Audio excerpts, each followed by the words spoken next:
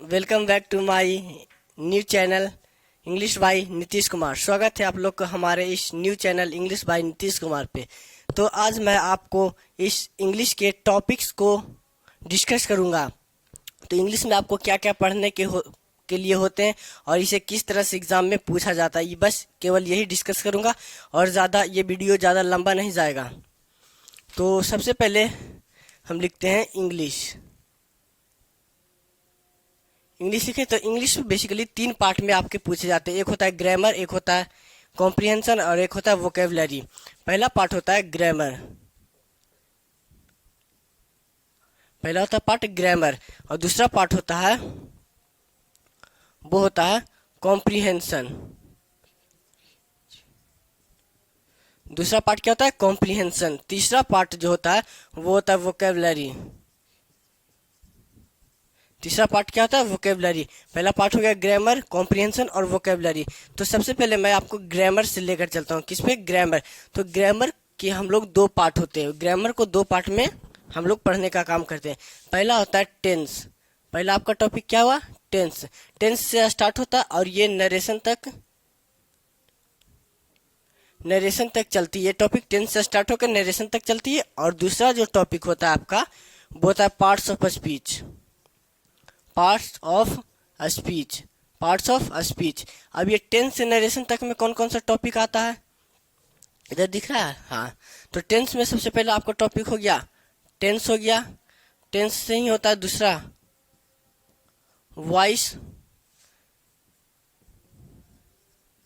Model auxiliary. आज केवल topic ही discuss कर पाऊंगा। उसके बाद इसी से रिलेटेड होता है क्वेश्चन टैग, और आपका एक टॉपिक होता है नरेशन। इसी को कोई लोग स्पीच भी कहते हैं, या तो इंटेंशन ऑफ द स्पीकर भी कहा जाता है। ये हो गया आपका, ये 5 टॉपिक हो गया। क्या हो गया? 5 टॉपिक। उसके बाद पार्ट्स ऑफ स्पीच में अपने आप संख्या इसकी कितनी हुई? तो इसकी संख्या 8 हुई। क्या हुई? 8 हुई। तो पहला इधर दिख रहा होगा। तो पहला की बात करूं तो पार्ट्स ऑफ स्पीच में पहला हो गया आपका नाउन। फिर से बोलो, नाउन। दूसरा टॉपिक हो गया प्रोनाउन। तीसरा टॉपिक हो गया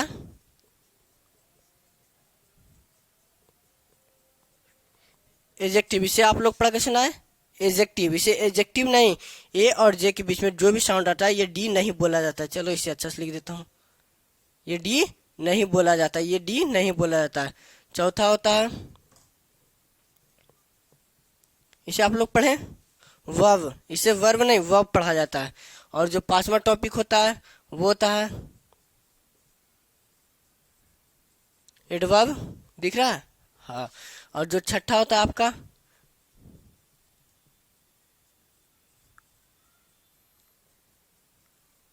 प्रीपोजिशन। 6ठा क्या होगा? प्रीपोजिशन। क्या होता है? प्रीपोजिशन। प्रीपोजिशन नहीं, प्रीपोजिशन होता है। क्या होता है? प्रीपोजिशन होता है।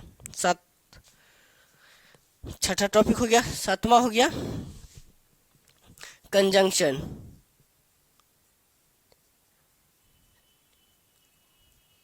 क्या हो गया? कंजंक्शन। क्या हो गया? कंजंक्शन। इतना दूर दिख रहा है? चलो एक और ही लिख ही देता हूँ, एक और तो आ ही जाएगा। आपका जो 8वां टॉपिक होता है इंटरजेक्शन। क्या होता है?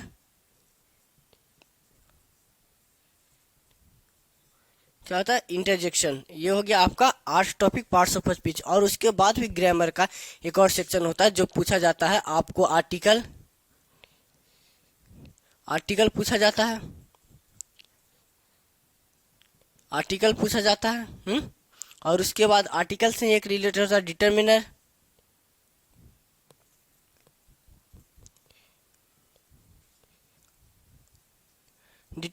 क्या पूछा जाता है? डिटर्मिनर पूछा जाता है।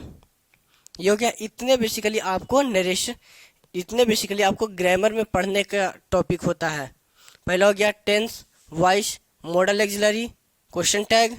उसके बाद क्या होता है? नरेशन। इसी को स्पीच के नाम से। तो उसके बाद दूसरा टॉपिक होता है पार्ट्स ऑफ स्पीच। उसे बेसिकली क्या अगला कहा जाता है? आर्टिकल और डिटर्मिनेशन। इतना टॉपिक आपको ग्रामर में पढ़ने के लिए पर्याप्त होता है।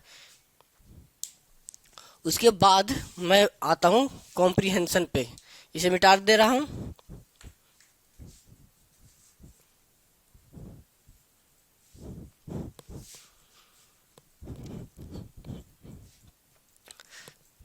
ठीक है, आज तो ज़्यादा आपको टॉपिक पढ़ाऊंगा नहीं, केवल आज कौन सा क्वेश्चन किस एग्जाम में आता है, किसने तरीके से आता है, यही डिस्कस केवल करूंगा। ये ग्रामर का सेक्शन हालांकि सभी सब्जेक्ट सभी एग्जाम्स में आ ही जाता है ग्रामर से क्वेश्चन। अगला हो गया कॉम्प्रिहेंशन का दायरा। क्या हो गया? Comprehension. Call it what you call it, comprehension. तो कॉम्प्रिहेंशन से कितने तरह से क्वेश्चन पूछे जाते हैं? कॉम्प्रिहेंशन का ही बेसिकली एक और नाम होता है।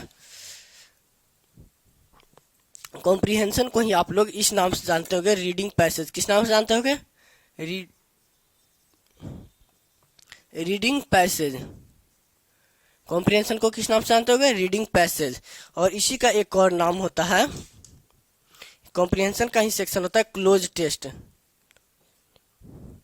क्लोज टेस्ट होता है, क्या होता है? Cloze test. क्लोज टेस्ट, इसके स्पेलिंग को ध्यान देना। क्लोज टेस्ट का मतलब होता है सिस्टेमैटिकली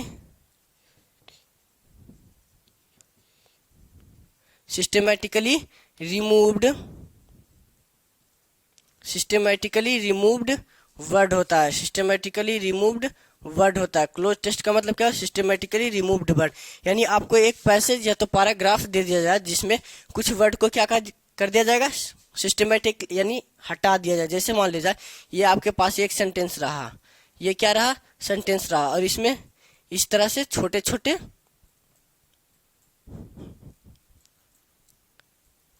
इसी तरह से आपको दे दिया 1 number, 2 number, 3 number, 4 number, 5 number, 6 number, 7 number, 8 number. इसी तरह से आपके क्वेश्चंस देते हैं क्लोज टेस्ट में। किसमें? क्लोज टेस्ट में। तो इसमें भी आ गया। उसके बाद होता है आप लोग एक आपके सेक्शन में एक और पूछा जाता है जिसे आप लोग कहते हैं पैरा जंबल। क्या आप कहते हैं? Para jumble. पैरा जंबल को कोई लोग इसे सेंटेंस रीअरेंजमेंट के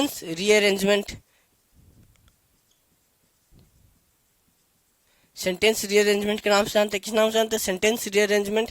या फिर किसी और एग्जाम में इसी को आप लोग PQRS के भी नाम से जानते हैं। PQRS के भी नाम से जानते हैं।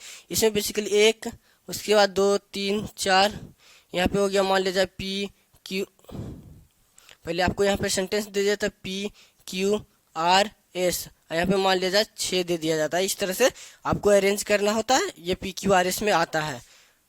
हो गया आपका? हाँ। तो कॉम्प्रिहेंशन का यही 3 दायरा होता है। बैंकिंग लेवल में इससे थोड़ा सा टफ पूछ लिया जाता है। तो ये कॉम्प्रिहेंशन का आपका दायरा हो गया। अब इसे मिटा देता हूँ। तो आज केवल आपको टॉपिक ही डिस्कस करूंगा, उसके बाद कल से सारा चीज चलेगा। और जो तीसरा इसका दायरा होता है वो वोकैबुलरी होता है। वो बहुत ही कॉम्प्रिहेंशन एक ऐसा दायरा है जो कि सभी स्टूडेंट्स के मिला जुला कर अच्छे नहीं होते उतने। स्टूडेंट्स की तो छोड़ो, टीचर्स की भी ज़्यादा नहीं होती है। तो सबसे पहला उसके बाद का दायरा है जो होता है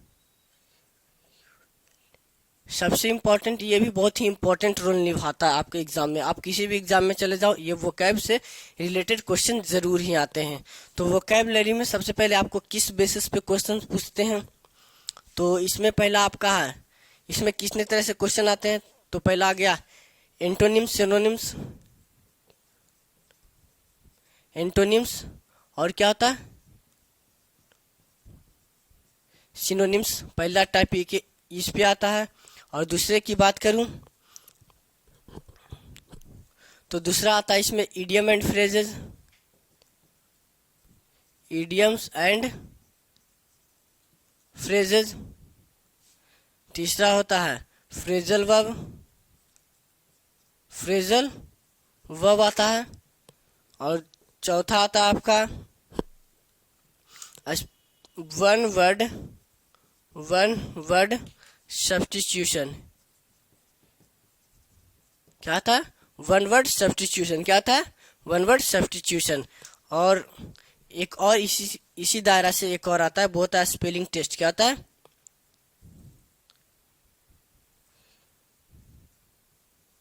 स्पेलिंग टेस्ट। क्या था? Spelling test.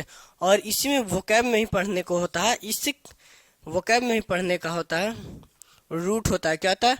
Root word. Root के साथ वैसे वर्ड बोलना तो नॉनसेंस है, लेकिन रूट पढ़ने को आता है। इससे क्वेश्चन नहीं आता है, लेकिन आपको ये याद करने में बहुत ही सहूलियत होता है। उसके बाद होता है, इसी से और कुछ वोकैब के पार्ट होते हैं, जिसे आप लोग कहते हैं होमोनिम्स। होमोनिम्स और होमोफोन्स। क्या होता है? होमोफोन्स। इससे ये बेसिकली आपको कॉम्प्रिहेंशन सेक्शन में देखने को मिलता है। ये वर्ड आपको कॉम्प्रिहेंशन सेक्शन में या तो क्लोज टेस्ट के सेक्शन में देखने को मिल जाते हैं। उसके बाद इधर दिख रहा है, हाँ, एच में बात करते हैं तो एक और होता है पैरानिम्स। क्या होता है? पैरोनिम्स। पैरोनिम्स बेसिकली ऐसे वर्ड होते हैं जो कि दिखने में एक ही जैसे होते हैं, लेकिन इनका मीनिंग अलग होता है। जैसे मैं बात करूं चाइल्डिश और चाइल्ड लाइक। चाइल्ड लाइक, इन दोनों को दिखने में बेसिकली एक ही मीनिंग लगे, लेकिन दोनों का अलग होता है। चाइल्डिश बेसिकली होता है जिसको आप लोग कहते हैं सिली। क्या कहते हो? सिली, मतलब मूर्ख।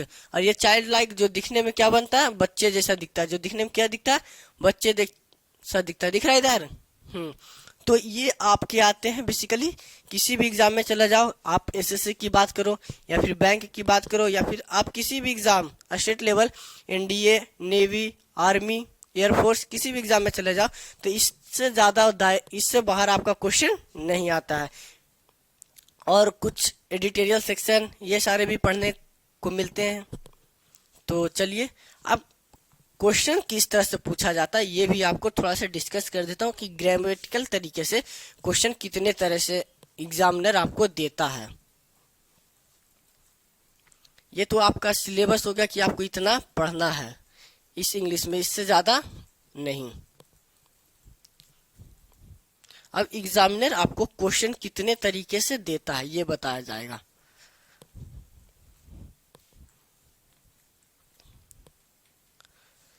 ग्रामर की बात करूं तो ग्रामर में आपका एग्जामिनर